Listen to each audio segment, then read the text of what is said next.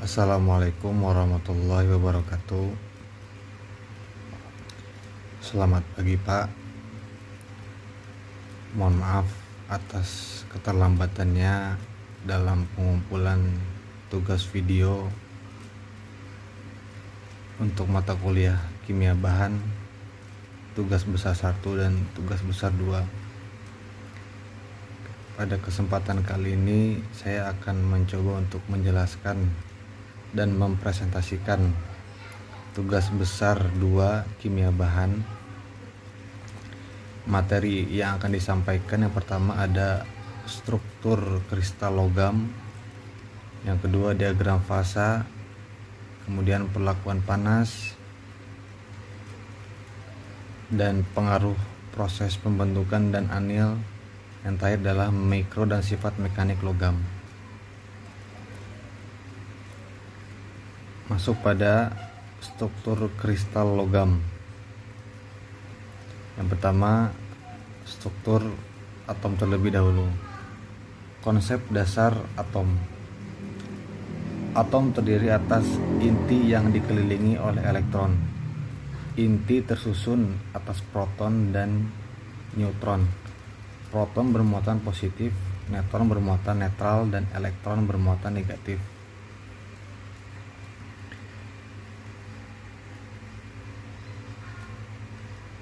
Menurut model atom Bohr, atom tersusun atas inti yang dikelilingi oleh elektron dengan tingkat energi tertentu. Elektron berada pada lintasan atau posisi yang dinamakan orbital. Dalam gambar di samping terdapat contoh dari model atom Bohr. Ada orbital elektron dan nukleus. Nukleus itu inti atom. Kemudian model atom mekanika gelombang. Elektron memiliki karakteristik sebagai gelombang dan partikel. Posisi elektron dideskripsikan dengan distribusi kemungkinan atau awan elektron. Elektron, posisi, dan energi dikarakterisasikan oleh bilangan kuantum. Ini merupakan perbandingan antara model atom Bohr dan model atom mekanika gelombang.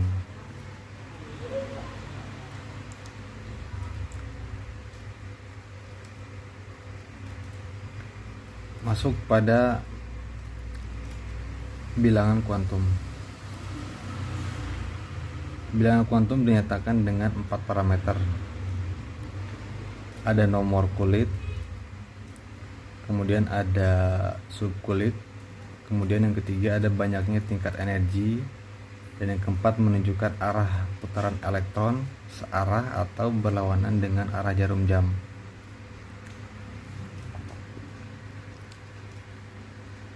Energi relatif elektron pada kulit dan subkulit. Ini merupakan gambarnya. Ini merupakan banyaknya elektron pada kulit dan subkulit.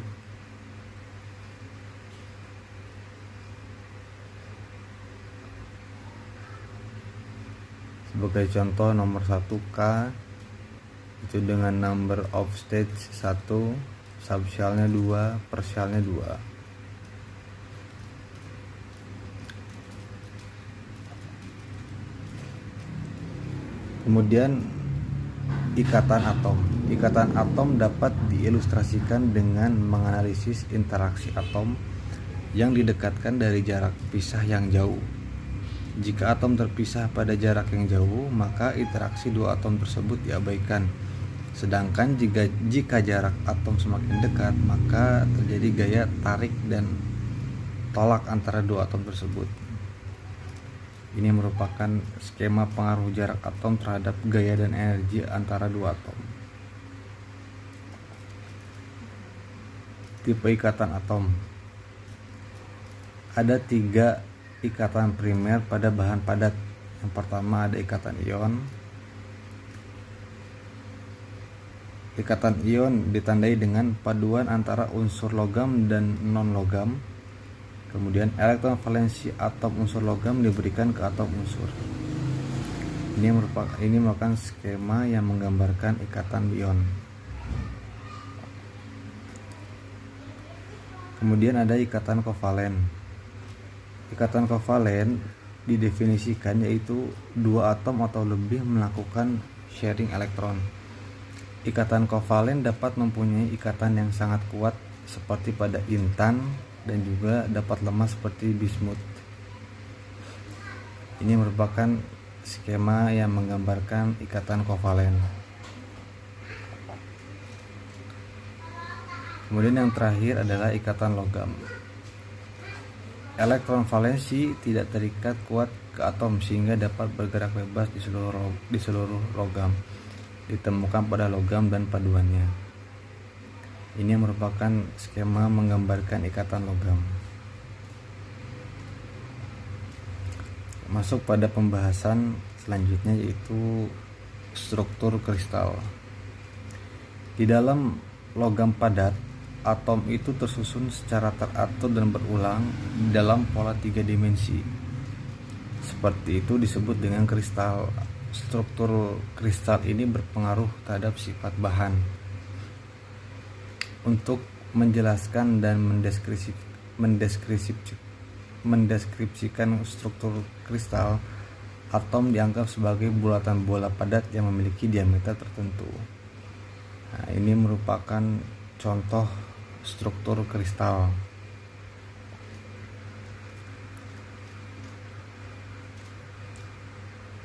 Kemudian sel satuan, pengertian adalah pola geometri terkecil dan berulang.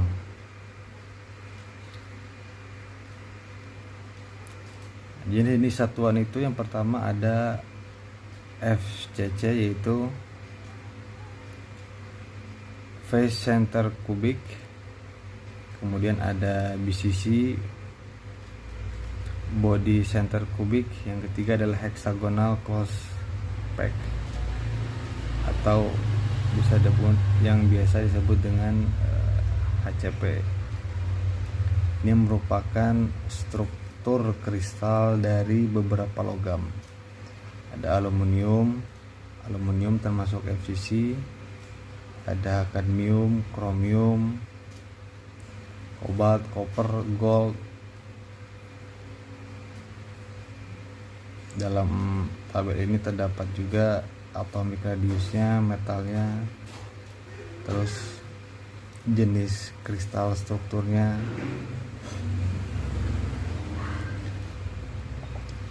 Kemudian masuk pada bidang kristalografi, dinyatakan dalam indeks Miller. Ini merupakan gambarnya bidang kristalografi. Cara untuk menentukan indeks Miller yaitu cara panjang potong pada sumbu X, Y, dan Z lakukan membalikan dari angka yang diperoleh, kalikan dengan faktor pengalih hasil pembalikan sehingga diperoleh bilangan bulat yang terkecil. Ini contoh bidang kristalografi.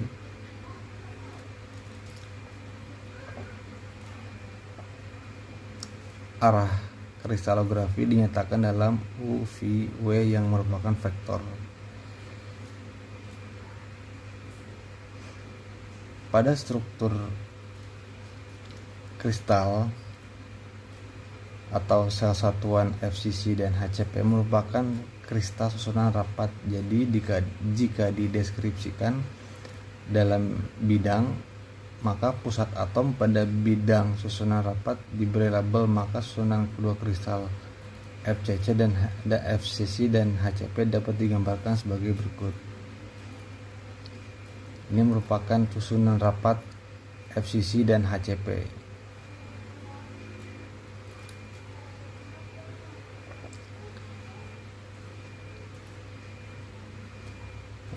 Ini merupakan gambar susunan rapat FCC. Kemudian ini susunan rapat HCP.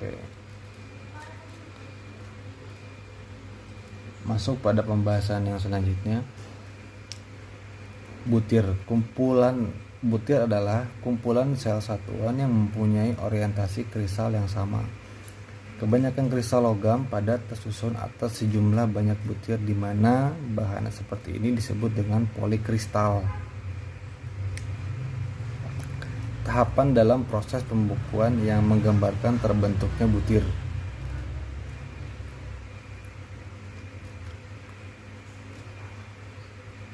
Itu merupakan penjelasan dari struktur atom dan juga ion. Masuk pada pembahasan yang berikutnya, yaitu ketidaksempurnaan kristal. Ketidaksempurnaan kristal di dalam kristal logam nyata terdapat cacat atau ketidaksempurnaan.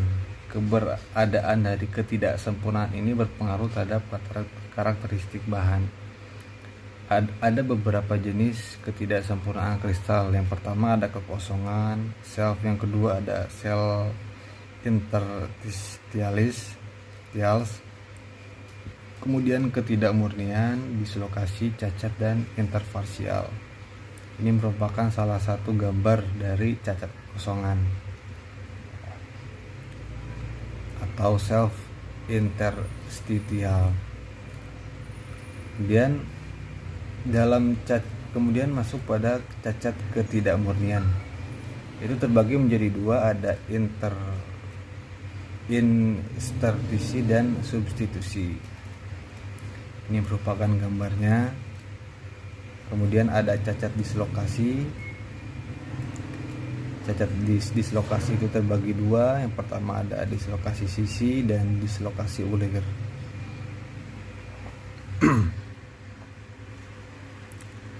Kemudian ada cacat interparsial. Ada yang termasuk cacat interparsial, ada kembaran, ini merupakan gambarnya. Kemudian ada batas butir. Kemudian pemeriksaan mikroskopi. Dalam mengamati butir, permukaan yang sudah dipolis atau dietsa terbentuk lekukan di batas butir, sehingga memberikan karakteristik pemantulan yang berbeda hasil foto spesimen paduan besi kromium. Masuk pada materi selanjutnya, yaitu mekanisme deformasi. Suatu logam akan mengalami deformasi atau perubahan bentuk. Ada dua yang merupakan deformasi. Terdapat dua jenis. Yang pertama ada deformasi elastis dan plastis. Elastis artinya deformasi pada saat pembebanan dan akan kembali ke bentuk semula pada saat beban dilepaskan. Sementara deformasi plastis deformasi yang bersifat permanen. Kekuatan bahan terkait dengan seberapa mudah atau sulit suatu logam mengalami deformasi plastis pada saat pembebanan. Ini merupakan mekanisme deformasi pada skala mikroskopis. Yang gambar A ini merupakan gambar deformasi elastis. Yang kedua ada deformasi plastis. Terjadi selip atau pergeseran atom-atom. Pada saat bergeser terjadi pemutusan ikatan atom. Kemudian ada kekuatan material teoritis.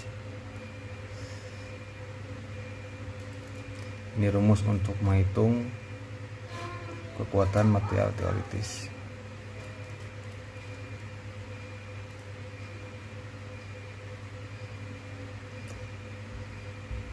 Deformasi plastis melalui pergerakan dislokasi. Kekuatan logam nyata jauh lebih rendah dibandingkan dengan kekuatan teoritisnya. Contoh baja 83.000 kg F milimeter kubik. Kemudian delta TH 13.200, sedangkan dulu bajanya ada 20 kg F meter persegi. Perbedaan tersebut disebabkan karena pada logam nyata mempunyai cacat dislokasi yang menyebabkan atom-atom logam mudah mengalami selip pada saat pembebanan. Ini merupakan mekanisme dislokasi, pergerakan dislokasi. Ini pergerakan dislokasi ulir. Sistem slip. Pergerakan dislokasi lebih mudah terjadi pada bidang dan arah tertentu dalam kristal logam. Kombinasi bidang dan arah slip ini diistilahkan sistem slip. Bidang slip merupakan bidang yang mempunyai kerapatan atomnya paling tinggi, sementara arah slip mengarah ke arah yang kerapatan atomnya paling tinggi. Ini contoh sistem slip pada FCC. Ini sistem slip pada FCC, BCP, dan HCP. Mekanisme penguatan logam. Kekuatan logam itu dipengaruhi dan mudah tidaknya dislokasi bergerak pada saat pembebanan. Semakin dislokasi sulit bergerak, maka kekuatan logam akan semakin tinggi. Penguatan logam dilakukan dengan cara menghambat pergerakan dislokasi. Contoh metode penguatan logam. Pertama ada penghalusan ukuran butir. Ini merupakan gambar dari pergerakan dislokasi antar butir. Dari penjelasan pada gambar tersebut dapat disimpulkan bahwa penguatan dapat dilakukan dengan cara menghaluskan butir, karena semakin halus ukuran butir menyebabkan semakin banyaknya keberadaan batas butir di suatu logam.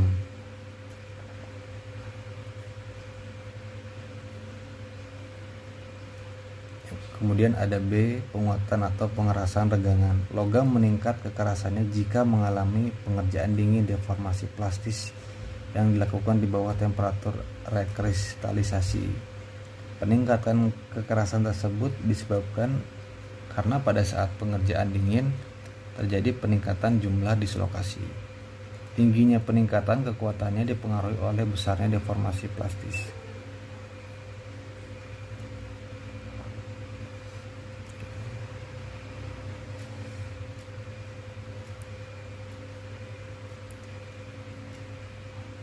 Ini merupakan gambar perubahan bentuk yang terjadi relatif lebih kecil dibandingkan dengan deformasi plastis melalui slip.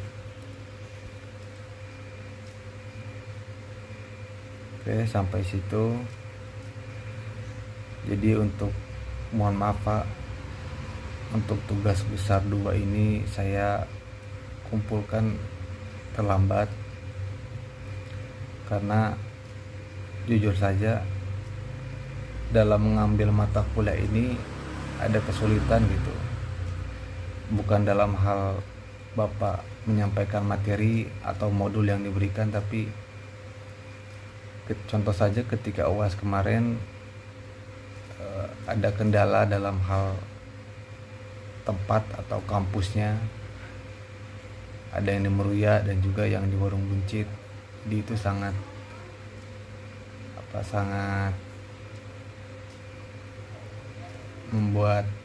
membuat sulit gitu Pak. Jadi saya mohon maaf atas segala kekurangan dari materi yang saya sampaikan ini. Dari materi yang saya sampaikan ini masih banyak lagi informasi atau literatur yang bisa dikembangkan lagi, dan juga referensi melalui jurnal dan buku-buku yang bisa ditambah lagi.